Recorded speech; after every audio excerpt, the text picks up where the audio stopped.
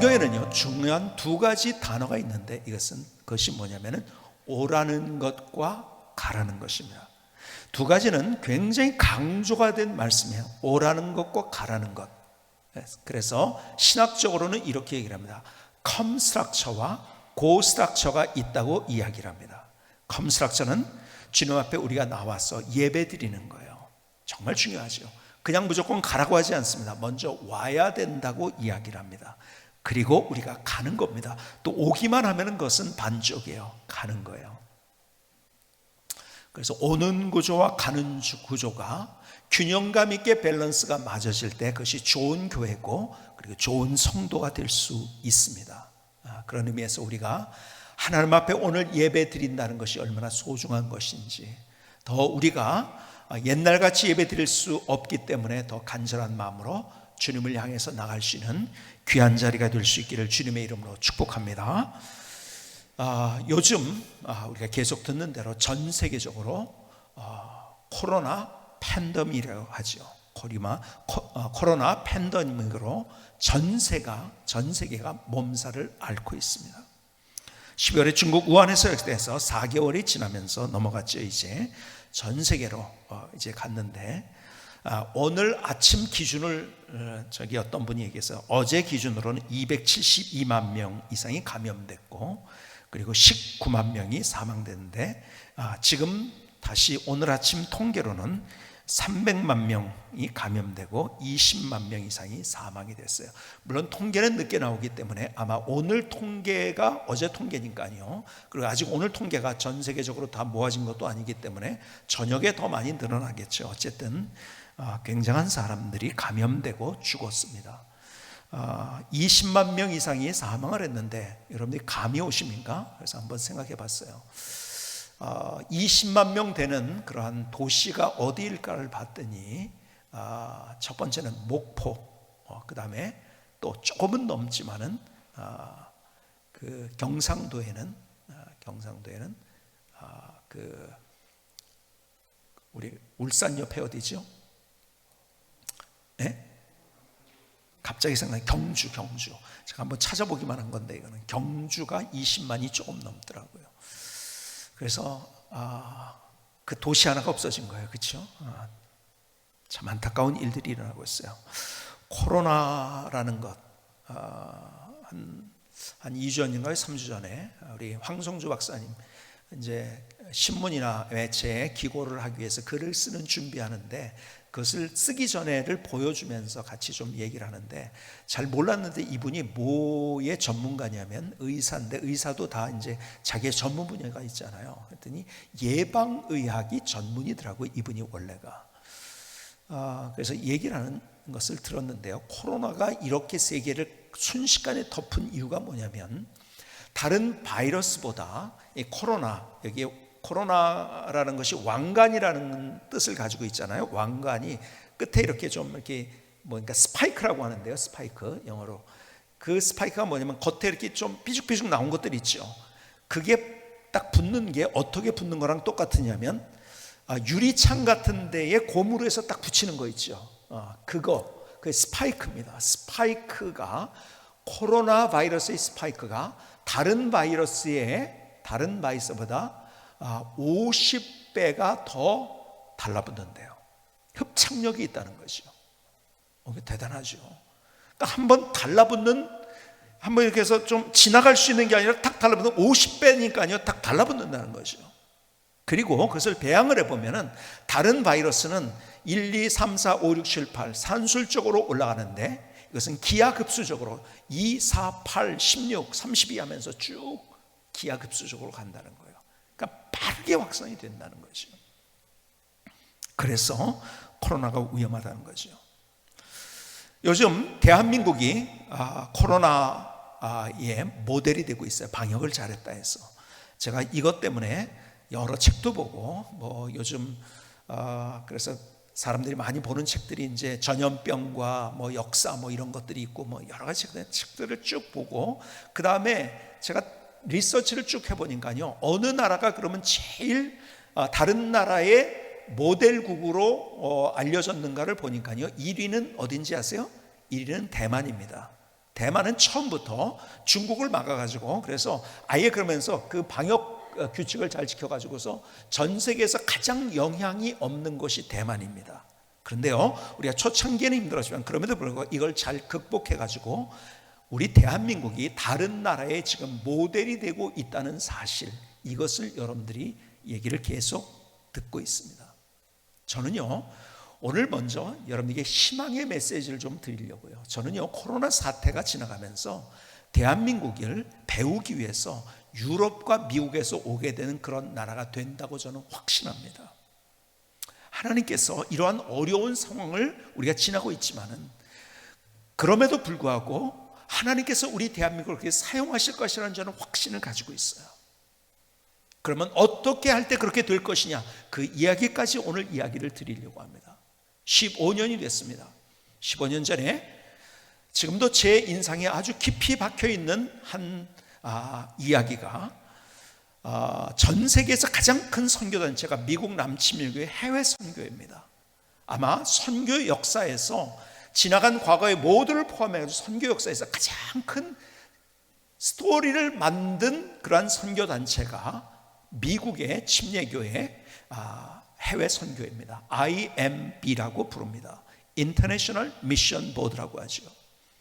여기가 가장 많은, 역사상 가장 많은 선교사를 파송했고 가장 많은 사람에게 전도를 했고, 지금도요, 여러분들이 알지 못하는, 우리가 얘기할 수 없는 그 장소에서 지금 복음을 기가 막히게 전하고 있어요. 근데 거기에 그것을 그렇게 IMB의 부흥을 이끌었던 사람의 중요한 인물이 제리 랭킹이라는 분이에요. 이분이 참 대단합니다. 제가 이분을 참 존경하고 참 영적인 분이고, 그러면서도 우리 주제대로, 올해 주제대로 담 너머를 볼 줄 아는 분이에요.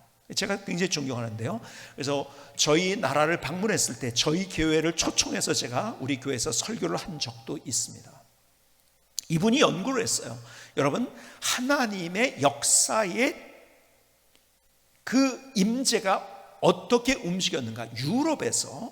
유럽을 통해서 하나님께서 역사하셨는데 유럽에서 그것을 거두어 가셨어요. 그리고 미국으로 왔습니다. 그런데 미국에서 다시 어디로 갈 것인가를 연구했어요. 이분이 처음 연구를 시작할 때는 그들의 머릿속에 중국을 생각하고 있었대요. 여러분, 중국이 대단하잖아요. 여러분, 인구가 첫째는 많잖아요. 그리고요, 이제 거의 10% 가까이 이 기독교 인구가 늘어나고 있어요. 중국이 굉장히 부흥이 있거든요. 10% 가까이 된다고 하면은요, 기독교 인구가 한 나라에서 1억이 넘는 인구가 되니까 대단한 거죠. 그렇죠? 우리나라는요, 몇백만이에요. 뭐 600만이다, 700만이다 그러고 있는데, 거기는요, 억대가 넘어가니까요, 중국일 것이다. 그리고 소위 말해서 미국과 견주는 나라가 됐기 때문에, 그래서 우리가 미국과 중국을 갈 때 G2라고 그렇게 부르지요. 그러니까 중국일 것이다 했는데 연구를 해보니까 달라졌어요. 대한민국을 연구하다가, 대한민국을 이 사람들이 연구했는데요, 역사적으로, 사회학적으로, 문화 인류학적으로 모든 것을 딱 해보니까 중국이 아니고 한국이라는 거예요. 15년 전에 그 얘기를 듣고요, 너무 제가 감동을 받고 너무 좋다고 생각했어요. 야, 너무 좋다. 저 미국 사람들이 저런 얘기를 하다니요. 여러분, 대단한 일 아닙니까? 그러나 한편에서는 설마 그럴까 하는 마음이 있었죠. 그러면서도 기도는 계속했죠. 저의 가장 강력한 기도 가운데 하나는, 하나님, 우리 대한민국을 사용해서 세계를 향해서 주님의 일을 감당하는 나라가 되게 해주십시오. 계속 기도하는. 그럼에도 불구하고 마음속에는 반신반의가 있었어요. 그러나 이 코로나 사태를 지나면서 하나님께서 그렇게 역사하시는 거라는 것을 저는 확실하게 이번에 깨달았어요. 여러분, 한국이 이 코로나 사태를 금방 극복할 수 있었던, 아직도 남은 길은 있지만요, 그러나 모델이 될 수 있는 이유는요, 여러분, 우리가 가지고 있는 DNA 혹은 우리가 가지고 있는 문화, 우리나라가 가지고 있는 국민성, 이것이 대단한 거예요. 여러분, 우리나라는요, 여러분, 왕이 잘했던 것보다도 역사를 보면은요, 위기 때마다 누가 일어나면 의병들이 일어났어요. 여러분, 위에서 잘못할 때, 그래서 민주화 운동 때도 사람들이 일어나서 민주화 운동을 했고요. 그러면서 이 국민들이 어떻게 우리나라가 가야 될까 하는 생각이 훨씬 더 다른 나라 국민들보다 더 대단한 그런 생각을 가지고 있는 DNA가 우리 안에 있다는 거예요. 여러분, IMF를 지날 때도요, 우리는 뭐 당연한 거 아니야 하고서 금모기를 했어요. 자, 많은 사람들이 거기에 참여를 했죠. 근데 다 모든 나라들이 어떻게 한국은 저 위기 때에 국민들이 저렇게 하나가 되냐. 여러분, 우리나라 가지고 있는 우리 대한민국의 국민들의, 우리 민족의 DNA와 국민성은 대단한 겁니다. 더 나아가서 우리나라가 가지고 있는 국가적인 시스템뿐만 아니라 눈에 보이는 시스템뿐만이 아니라 눈에 보이지 않는 무형의 시스템까지 사실은요, 우리나라가 대단한 것을 저는 가지고 있다고 믿어요. 지금 유럽은 그 시스템이 무너졌어요. 왜 무너지는지 좀 이따 더 말씀드릴게요. 여러분, 우리나라 이번에 여러분이 보신 것처럼 코로나 사태가 시작돼서 각 나라마다 사재기가 있었어요. 그렇죠? 우리나라는 사재기가 없었어요. 그렇죠? 여러분, 그것도 우리나라 국민성이 뛰어난 것도 있어요. 그런데 그것보다 더한 것은요, 우리 안에 있는 유형, 무형의 시스템이 있었다는 거예요. 자, 저는요, 미국 사람들이 불쌍합니다. 왜 사재기가 있는지 아세요? 미국 사람들은요, 식료품을 사려고 한다면 주변에서 쉽게 얻을 수가 없어요. 어디를 가야 되지? 코스코를 가거나 월마트를 가거나, 큰 우리나라로 얘기하면 롯데마트 이런 데만 가야지 살 수 있어요. 그리고요, 우리나라처럼 그렇게 많은 데 있지 않아요. 띄엄띄엄 있어요, 그게. 그렇죠? 그러니까 살 데가 거기밖에 없는 거예요. 그런데요, 우리는요, 이런 문제가 생겼을 때 살 데가 너무 많아요. 옆에요, 우리나라처럼 그렇게 식당이 많은 데도 없고요. 그 다음에 편의점이 이렇게 많은 나라도 없고요. 그 다음에 저녁에 클릭을 하면요, 그 다음날 새벽에 배달이 돼요. 우리가 배달의 민족이라고 하잖아요. 그렇죠? 그 배달과 그 배달은 다른 거지만, 그래서 배달의 민족이라는 이제 앱도 만들어졌지만요, 우리나라처럼, 여러분, 우리나라에 사는 거 행복하게 생각해야 돼요. 여러분, 전 세계 어딜 가더라도요, 수박 하나 배달해 달라고 하는데 배달해 주는 나라는 우리나라밖에 없습니다. 집안에까지. 우리는 유형 무형의 이런 시스템들이 너무 잘 돼 있어요. 더 나가서 보세요. 영국이 뭘 자랑했는지 아세요? 영국이 자랑한 게 있어요. 그게 뭔지 아십니까? 유럽의 많은 나라들이 그렇죠. 대표적으로 영국인데요, 거기는 의료비가 안 드는 거 아세요? 복지국가예요. 의료비가 안 듭니다. 그런데 아이러니컬하게도 그래서 의료 체계가 무너진 거예요. 의사가 되려고 하지 않아요. 그래서 제3국에서 의사들이 많이 왔고요, 그리고 의료 체계가 우리처럼 잘 돼 있잖아요. 여기와 다르게 미국은 또 반대예요. 여기는 의료비가 또 너무 비싸요. 이게요, 한번 최소 들으려고 하더라도요, 우리 사람은 의료보험이 얼마인지 아세요? 우리나라 돈은 100만 원 이상씩 줘야 되는 거예요, 한 달에. 그리고 얼마나 비싼지요. 여러분, 유럽과 미국의 극과 극, 거기서 그 시스템이 무너져 버린 거죠. 그러니까 미국은요, 내가 다리가 부러졌어요, 뼈가 부러졌어요. 제가 아는 분이 뼈가 부러진 적이 있거든요, 미국에서. 근데 수술하고 얼마 만에 퇴원할까요? 미국에서 수술하자마자 그냥 퇴원했어요. 왜 그런지 아세요? 너무 비싸니까. 여러분, 그냥 수술만 하고 나와도요, 몇 천만 원이 드는 거예요. 어떻게 거기 있습니까? 그러니까요, 병상이 모자라는 거야. 우리나라처럼 병상이 넉넉한, 우리는요, 뼈 부러지면요 오래 있어도 돼요. 입원할 수 있는 데가 많이 있어요. 여러분, 우리나라처럼 시스템이 잘 된 데가 있는지 아세요? 여러분, 유럽도 미국도 절대 그렇지 않습니다. 전 국민에게 주려는 그 체계를 유지하려다 보니까는 다 마련을 못하는, 그 병상이 모자라는 거죠. 여러분, 이태리도 다 비슷해요. 다. 여러분, 우리는 유형 무형의 기가 막힌 시스템을 가지고 있어요. 더 나가서 우리 민족이 얼마나 대단한 민족인지 아십니까? 전 세계에서 가장 깨끗한 것을 좋아하는 나라입니다. 전 세계에서. 자, 증명을 해드릴까요? 이 얘기를 하자면 이것도 긴 얘기지만 제가 짧게 해서, 여러분, 전에 한번 그 얘기를 드렸죠. 신발을 벗고 자기 안방에 들어가는 나라가 몇 나라 있을까요? 원래 신발이 없어. 그래서 벗고 들어간 나라도 있어. 안 신고 들어간 나라, 그렇죠? 그런 나라 빼놓고 신발을 신었어요. 근데 벗고 들어간 나라 몇 나라 있을까요? 여러분, 중국도 미국도 유럽도 어느 나라도 다 신발 신고 들어갑니다. 유일하게 신발을 벗고 가는 나라가 어느 나라냐면 우리나라와 일본밖에 없습니다. 그런데요, 일본은 다듬이 빵이에요. 그렇죠? 지프로 만들어진 거죠. 그렇죠? 그래서 거기에 곰팡이가 씁니다. 그래서 정규적으로 그것을 다듬이를 갈아줘야 됩니다. 다듬이를 갈아줘야지. 그렇지 않으면요, 안 좋으니까요. 그런데 우리는 온돌이에요. 청소를 다 하고 마지막에 방바닥에 먼지 한 톨을 없애는 나라 유일하게 우리나라예요. 여러분, 자랑스러워해야 돼요. 우리는 당연하지만요, 세계에 그런 나라 없다니까요. 어떻게 뭘 밟았는지도 모르는데 그 신발을 신고 도대체 안방에 들어온단 말입니까? 이게 참 이해가 안 되잖아요. 그래서 지금도 전 세계 가면 한국 사람 찾는 거 쉬워요. 집 찾다가 못 찾으면 밖에 신발이 있으면 이게 한국 사람 사는데요. 여러분, 대단합니다. 우리 민족이요. 우리 민족을 이렇게 표현합니다. 백의 민족이라고 이야기를 합니다. 그렇죠? 백의 민족. 백의 민족이 뭐야? 하얀 옷을 입는다는 거죠. 다른 나라는요, 하얀 옷 입기 힘들어요. 그렇죠? 조금만 뭐가 때가 타도요, 금방 표시가 나니까요. 그런데요, 우리는 하얀 옷을 입었어요.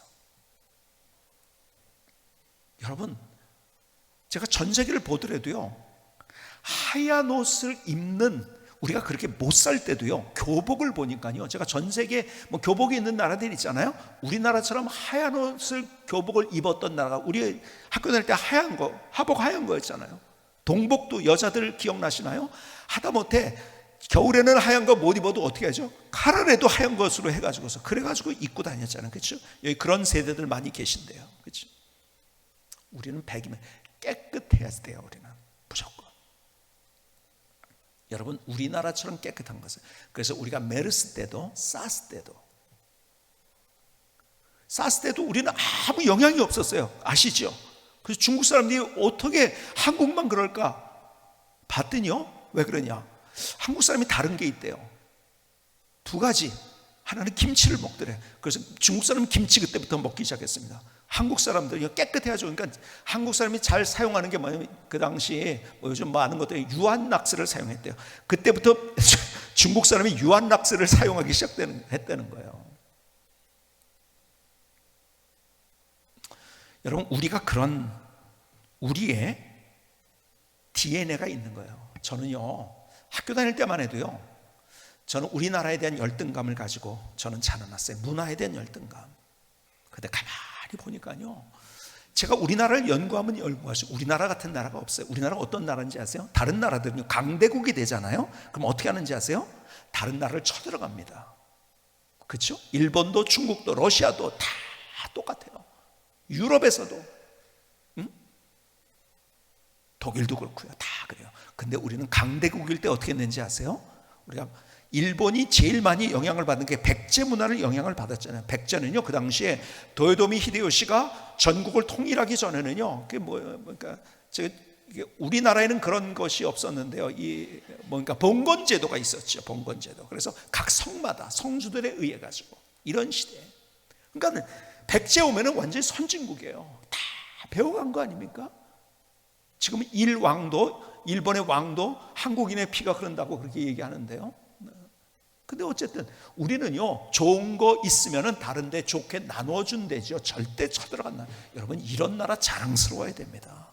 정말 우리 대한민국 대단한 나라예요. 자, 보세요. 그런데 유럽이 왜 이렇게 됐는가? 잘 보세요. 저는요, 유럽이 이제 대한민국에 배우러 옵니다. 왜 그런지 아세요? 유럽은 그런 유형과 무형의 시스템이 무너졌습니다. 여러분, 우리가 유럽 배운다고 많은 TV에서도 유럽이 뭐가 좋다고, 여러분, 그 안에 그 민낯을 이번 코로나 사태를 통해서 우리가 본 거 아닙니까? 그렇죠? 왜 그런지 아세요? 여러분, 유럽은 유형 무형의 시스템이 무너졌어요. 그 중요한 이유가 뭔지 아십니까? 유럽은요, 소위 말해서 이 시대의 조류가 뭐라고 그랬어요? 이 시대의 주류는 소위 말해서 포스트 모더니즘이라고 제가 말씀드렸어요. 포스트 모더니즘 뭐죠? 절대 진리를 무시하는 거예요. 그리고 상대 진리만을 얘기합니다. 그러니까 진리가 없는 거예요. 내가 생각하면 내가 맞으면 맞는 거예요. 그냥 제가 말씀했죠. 뭐예요? 쉽게 얘기하면 포스트 모더니즘은 네가 그렇게 생각해? 그러면 그게 맞아. 그리고 포스트 모더니즘은 자기 세상을 만들어 가라고 강요하는 시대입니다. 야, 네 말이 맞아, 네 느낌이 맞아, 네 감정이 맞아, 네가 그렇게 하고 싶으면 하면 돼. 관계가 중요한 것이 아니고 진리가 중요한 것이 아니고 내가 내 세상을 만들면 된다고, 그래야지 행복해진다고 외치는 시대가 바로 포스트 모더니즘의 시대인 거예요. 여러분, 그렇게 되면 어떤 일이 벌어지는 것인가? 유형 무형의 시스템이 무너지게 되는 거예요. 지금 코로나 사태를 통해서 그걸 보지 않습니까? 근데 문제는 뭔지 아세요? 자, 보세요. 그 포스트 모더니즘을 시스템으로 만든 게 뭔지 아세요? 그것이 바로 차별금지법이라는 것입니다. 여러분, 이걸 잘 이해해야 됩니다. 사람들이 차별금지법, 차별하지 말라니까 좋은 법인지 알아요. 아니에요. 그게 차별금지법이라는, 그 사람이 자기 세상을 만드는데 그것을 뭐라고 하지 말라는 것을 법적으로 시스템을 만들어준 거예요. 좀 쉽게 여러분에게 설명을 드리면 이런 거죠. 우리가 흔히 요즘 얘기하는 남자가 좋아, 남자랑 결혼하고 싶어, 그 맞다는 거죠. 여러분, 포스트 모더니즘은 그게 맞다고 얘기를 합니다. 그래, 네가 그렇게 생각하면 너는 그렇게 태어난 거야, 그렇게 살아, 네 세상을 만들어, 그렇게 얘기합니다. 그럼 그 세상만 만들면 괜찮은데 이제는 법으로 만들었어요. 어떻게 만들었냐? 그것을 인정해주는 법을 만드는 거죠. 시스템이 만들었어요. 그래서 그 사람이 그렇게 했는데 자기 세상을 만들었는데 그것을 잘못됐다고 얘기하면 그것은 차별하는 것이라는 거죠. 그래서 안 된다는 거죠. 여러분, 이거 제가 기가 막힌 얘기를 하고 있는 거예요. 그래서 유럽이 무너진 거예요. 자기 세상을 만들고 있는데, 더 나가서는요, 여러분, 우리는 절대 진리를 가지고 있어요. 여러분, 불교는요 상대 진리입니다. 그건 휴머니즘이에요. 그것은, 그렇죠? 정답이 없으니까 자기들에게 진리는 없는 거예요. 그냥 세상 휴머니즘입니다. 그러니까요, 그 사람들에게는 아무 상관이 없어요. 뭘 어떻게 하든지 간에. 그래, 네가 불교도 네가 그렇게 생각, 그렇게 해, 이거예요. 결국 인생은 무니까요.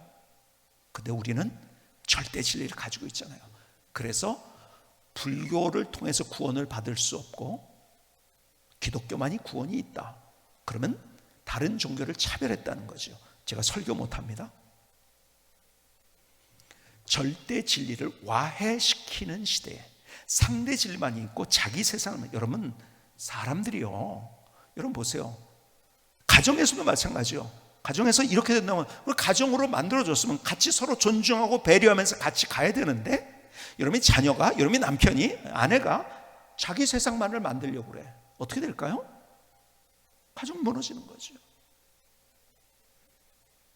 제가요, 그래서 정치인들에게도 그런 얘기를 지금 강력하게, 어떤 분이 이런 얘기, 차별금지법을 만들려는 분이 저희가 이런 얘기들 저하고 좀 길게 했어요. 이런 얘기 처음 들어봤대요. 그러면서 제가 얘기를 했어요. 대한민국이 대단한 나라가 될 거예요. 그런데 어떤 조건이 있느냐? 차별금지법이 만들어지지 않을 때 대한민국의 시스템이 온전하게 돌아가고, 그래서 세계가 우리를 배우러 오는 나라가 될 것이라고. 여러분, 차별금지법은 포스트 모더니즘을 시스템화하고 그래서 자기 세상에 갇히도록 만든 법입니다. 그 법은 어떤 법인지 아십니까? 그 안에 담겨져 있는 것, 사탄이 우리에게 계속 유혹하는 것이 뭔지 아세요? 네가 네 인생의 주인이라는 거예요. 포스트 모더니즘의 핵심은 그거예요. 네가 네 인생의 주인이니까 네가 느끼는 대로, 네가 생각하는 대로, 네가 원하는 대로 하는 거지 뭐. 세상에 이런 세상이 오게 될 때 얼마나 혼란이 있을까요? 여러분, 사탄은 계속해서 네가 주인이야, 야, 네 인생이지 누구 인생이야, 맞거든요. 가만히 생각해보면. 그럼 그 담 너머를 모르고 그 다음을 모르고 큰 그림을 모르니까 내가 그래서 니체가 그런 거 아니에요. 제가 계속 말씀드린 거예요. 여러분들에게 이 세대를 분별하기 위해서 계속 말씀을 드리는 거예요. 야, 네가 주인이야. 니체의 얘기가.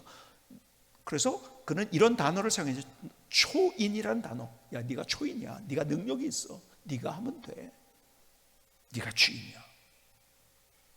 이제 이것으로 물줄기가 흐르는 것이 아니라 아예 이것으로 이 유럽의 구조가 만들어지고, 그것이 건너와서 지금 어디, 유럽이 먼저 그렇게 되고 그 다음에 어디로요?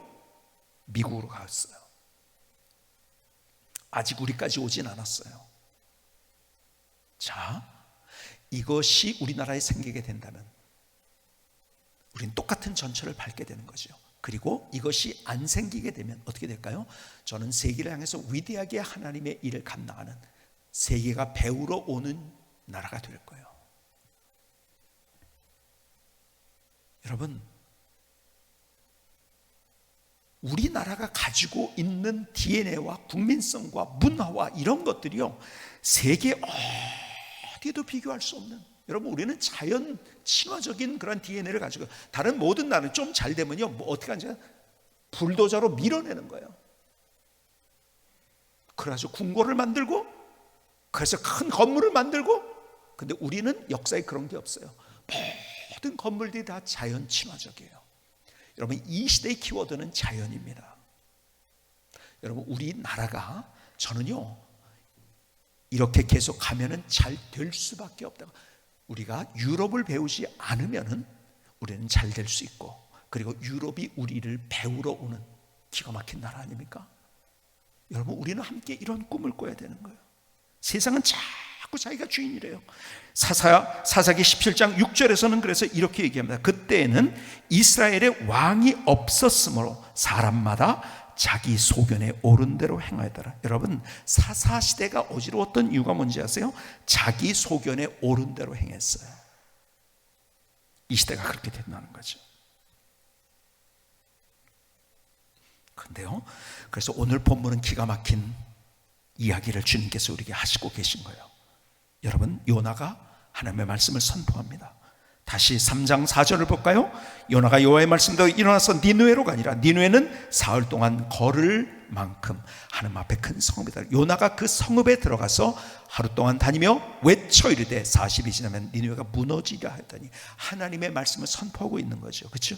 그랬더니 왕이 어떻게 반응했는가를 6절을 유익히 한번 보시면, 그림을 한번 그려보시기 바랍니다.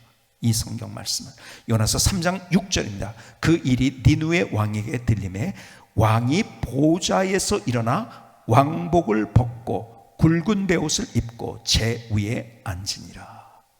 오늘 이 장면이 그려집니까? 하나님의 말씀을 듣고 그가 어떻게 했습니까?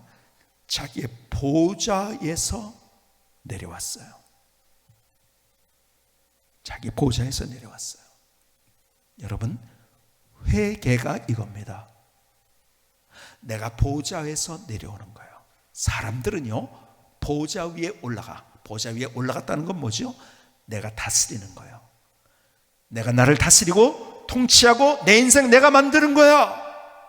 내가 내 인생의 주인이야. 자기가 스스로 자기의 인생의 보좌 위에 올라가 있어요. 성경은 그것이 망하는 인생이라는 것을 얘기해 주고 있는 거죠. 그러니까 사탄의 전략은 계속 내가 그 보좌 위에 올라가서 내가 주인 되도록, 나를 중심으로 내가 그 보좌 위에 올라가도록 유혹을 하는 거예요. 에덴 동산에서 그랬잖아요. 그렇죠? 여러분, 아담과 하와를 유혹할 때 어떻게 했어요? 야, 그거 먹으면 죽는다고. 웃기지 마. 너 눈이 밝아져서 하나님같이 돼. 하나님의 다스림을 받으려고 하지 않고 자기가 자기를 다스리려고 한 거죠. 그렇죠? 자기가 보좌 위에 올라가려고 한 거예요. 여러분, 예수님께서 공생을 시작하기 전에 광야에서 받으셨던 유혹, 시험, 그것도 똑같은 거였어요. 한번 볼까요? 마태복음에 볼까요? 4장 3절에 보니까 시험하는 자가 예수께 나와서 이르되 내가 만일 하나님의 아들이거든 명하여 이 돌들로 떡덩이가 되게 하라. 무슨 얘기입니까? 네 능력으로 살라는 거야. 너 능력 있잖아. 네 능력으로 살아. 이 얘기하고 있는 거예요. 맞는 얘기 같죠? 그런데 기가 막힌 말씀을 주님께서 하시는, 뭐라고요? 계속해서 4절에 예수께서 대답하여 이르시되 기록되었을 때 사람이 떡으로만 살 것이 아니요 하나님의 입으로부터 나오는 모든 말씀으로 살 것이라 하였느니라 하시니. 무슨 말이에요? 인생은 내 능력으로 사는 게 아니라, 능력이 있다고 그거 가지고 사는 게 아니라 진리로 사는 것이라고 말씀하고 있는 거예요. 오늘 이 하나님의 말씀을 붙잡아야 돼요.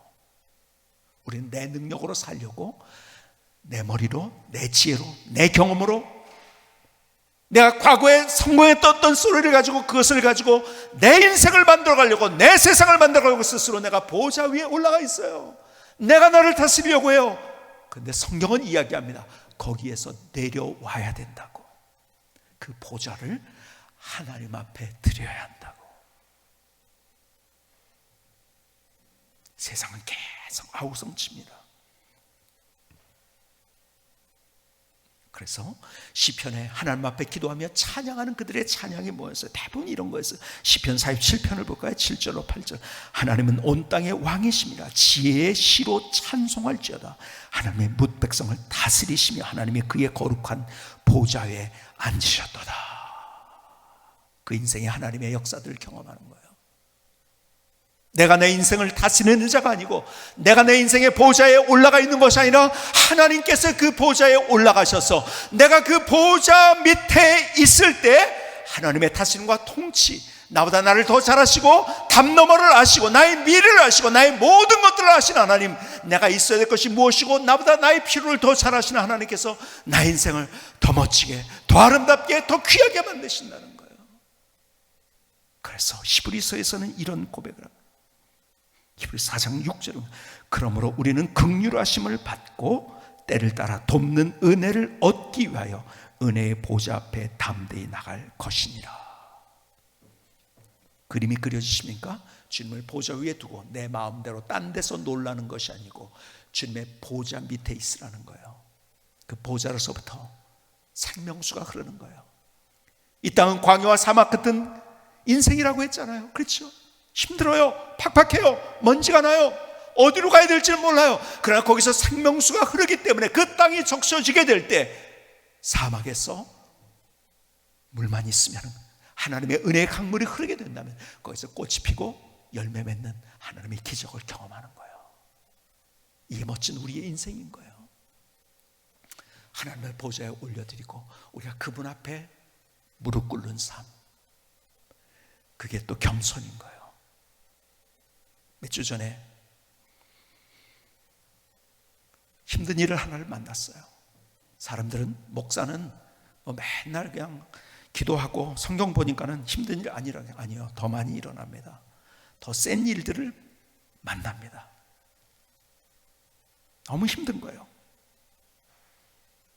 사람들이요, 저는 더 다양한 사람들을 만나야 되고 그리고 다양한 시각으로 재단하는 사람들이 있을 겁니다. 정말 다양한 일들을 또 만나요. 근데 한 문제 때문에 너무 고민하고 있는데 힘이 든 거예요. 자다 깼어요. 어떡하지? 근데 주님께서 보여주신 그림이 그거예요. 뭔지 아세요? 내가 보좌 위에 올라가 있더라고요. 그 문제를 내가 풀려고 했던 거예요. 내가 해보려고 했던 거예요. 내가 보좌 위에 있었더라고요. 하나님 그러네요. 내려오겠습니다. 그리고 다시 그분께 무릎을 꿇었어요. 여러분, 일은 아직 해결되지 않았을 그때 하나님께서 내 안에 물밀듯이 주시는 하나님의 평안. 내가 왜 이것 때문에 힘들다고, 내가 스스로 내가 무엇을 하려고, 내가 무엇을 다스리고, 내가 내 일이니까 내가 한번 내 지혜로 과거 이렇게 해서 내가 이렇게 한번 해본 적이 있지 하고서 내가 풀려고 했을 때, 내가 보좌 위에 있었을 때는 힘들고 어렵고 이거 어떡하지 하면서 고민되고 마음이 아팠는데, 그러나 내려왔을 때 하나님께서 내게 주시는 강같은 평안, 그리고 다시 내 안에 두려움을 물리쳐 주시고, 아 그렇구나, 주님이 하신 것이구나, 다시 또 주님 앞에 맡겨드린 거예요. 다시 주님께 내가 보좌에서 내려와서 내가 보좌에 주님을 앉히고 그 발 아래 무릎 꿇을 때 주님께서 내게 얼마나 놀라운 역사를 보여주시는지요.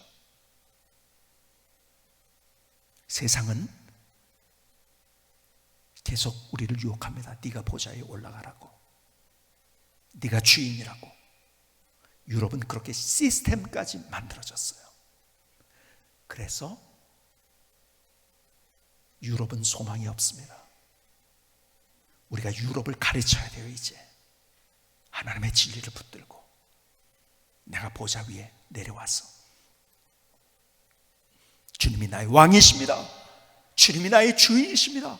주님이 나를 더 잘 아시고 나를 가장 멋진 길로 인도하십니다. 주님이 똑같이 우리 나라에 대해서도 그렇습니다. 우리 민족에 대해서, 우리 교회에 대해서도. 저도 마찬가지예요. 우리 교회를 내가 이끌어가는 게 아니에요. 주님이 이끌어 가셔야 되는 거예요. 우리는 다 보좌에서 내려와서 주님이 우리에게 뭐라고 말씀하신 걸 듣고 우리의 길을 걸어갈 때 거기서 이야, 하나님이 기가 막힌 일을 이루셨구나. 우리는 또 간증이 있게 되는 거죠. 저도, 우리 모두도, 우리 교회도, 우리 나라도 다시 보좌 위에서 내려와서 주님을 보좌 위로 올려드릴 때 우리의 새로운 인생이 출발되어집니다. 다시 그 꿈을 꾸십시다. 주님이 나보다 나를 더 사랑하시고 우리보다 우리를 더 사랑하세요. 그분을 주님 보좌 앞으로 올려드리고 나는 거기서 내려와야 돼요. 김승희 성삼의 찬양을 들으시겠습니다.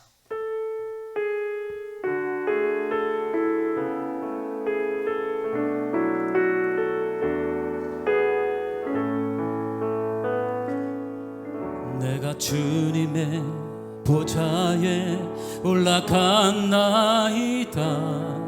주님 나의 죄를 용서하소서.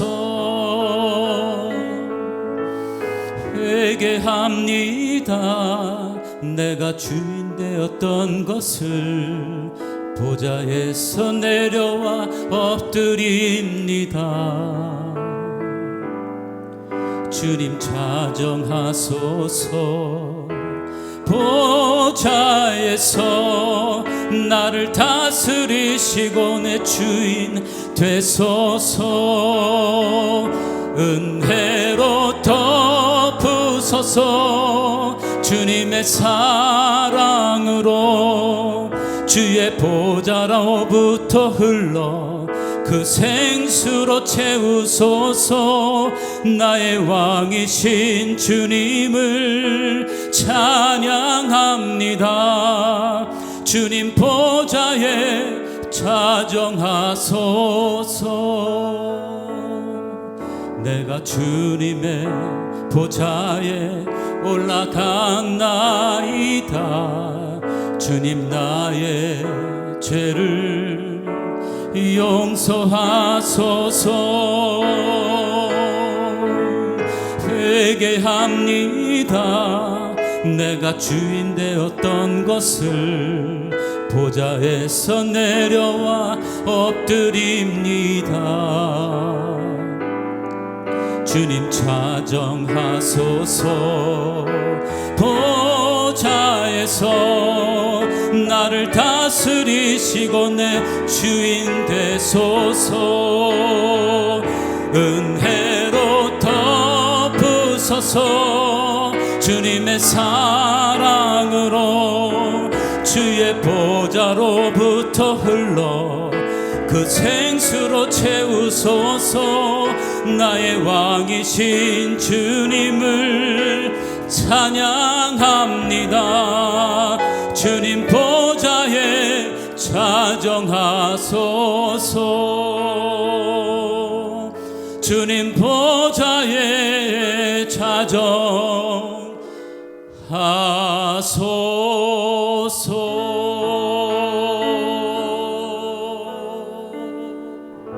아멘. 하나님, 나의 고백입니다. 나의 결단입니다. 주님 나를 받아주셔서 하나님 감사합니다.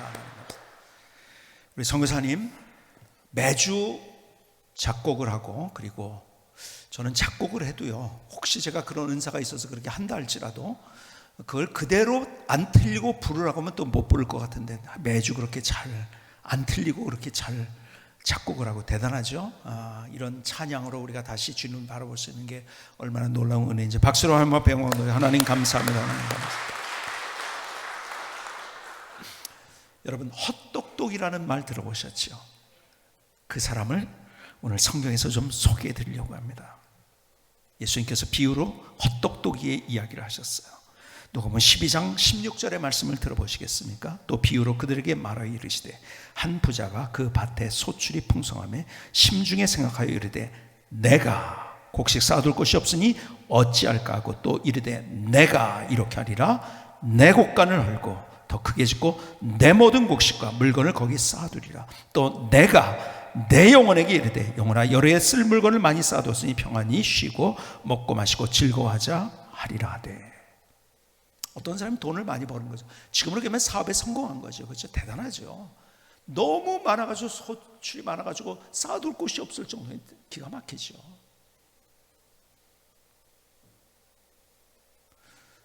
그런데요, 주님께서 그 사람을 향해서 이렇게 얘기합니다. 20절 계속 보자. 하나님은 이르시되 어리석은 자여 오늘 밤에 내 영혼을 도로 찾으리니 그러면 내 준비한 것이 누구의 것이 되겠느냐 하셨으니. 어리석다는 말은 바보 같다는 거예요. 미련 곰탱이 같다는 거예요. 너 진짜 미련하다. 바보야 너. 아니 성공했는데요, 왜 바볼까요? 여러분 그의 인생의 관점이 누구였냐면 자기였었어요. 우리가 내가라는 단어를 제가 강조해서 읽었죠. 그런데 영어 성경에 보면 훨씬 더 우리는요 이 대명사를 좀 사용을 잘 안 해요. 그래서 앞에서 누구를 사랑한다고 할 때 사랑해 그런단 말이에요. 그러면 누가 누구를 사랑한다는 거예요? 우리는요 사랑해 그러죠. 내가 당신을 사랑한다, 내가 당신을, 이게 빠져요 항상 대명사가. 그렇죠? 그러니까 영어는 분명하죠. I love you. 그렇죠? 근데 우리는 사랑해야 그냥.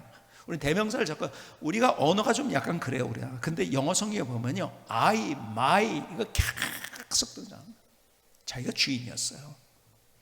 많이 소유했어요. 여러분 소유가 많은 것이 행복한 게 아니에요. 소유가 많은 것이 행복한 것이 아니라 누리고 사용하는 사람이 행복한 거예요. 중요한 거는 아세요?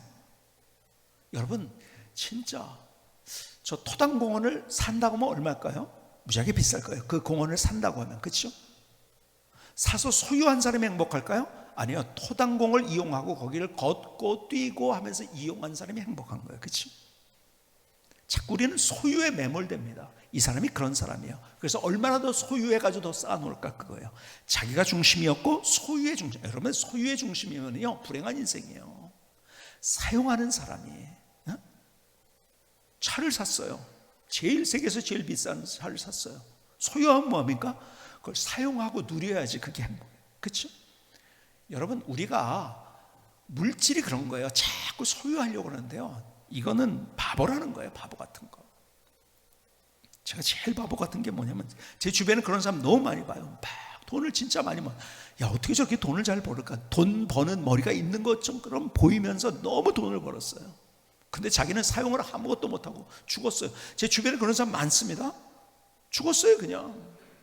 제가 가까운 사람들 중에 그런 사람들 굉장히 많아요. 제가 만난 사람들 중에서. 결국 그러면 재산 남겼죠. 그럼 어떻게 될까요? 자녀들이 싸웁니다. 그 돈 때문에.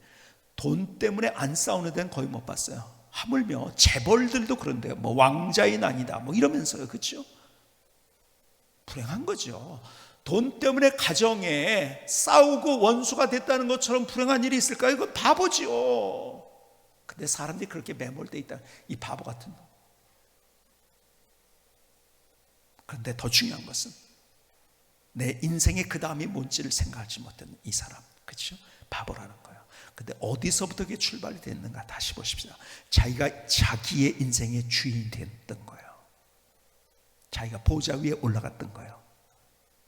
그래서 그는 바보 같은 사람, 헛똑똑이. 에이, 이 미련한 놈 어떻게 그렇게 살아? 여러분 죽음 너머에서 이 사람을 봤을 때 얼마나 바보 같을까요? 그렇죠? 왜 그 일이 시작됐는가? 자기가 자기의 인생의 주인이 됐기 때문에 내가 그 보좌 위에서 내려와야 된다고 성경은 이야기합니다. 저도 우리 모두가 다시 오늘 주님 앞에 우리의 고백을 드립시다. 주님, 내가 올라갔던 보좌, 그 보좌 올라가는 거 멋있게 보여요. 그런데 거기에 내려와야 돼요. 내려가겠습니다. 그리고 내가 그 은혜의 보좌 앞에 무릎 꿇겠습니다. 거기서부터 하나님의 은혜의 강물 내게 부어주십시오. 오늘 이 고백이 저의 고백이고 우리의 모두의 고백이 될 수 있기를 주님의 이름으로 축복합니다. 기도하시겠습니다.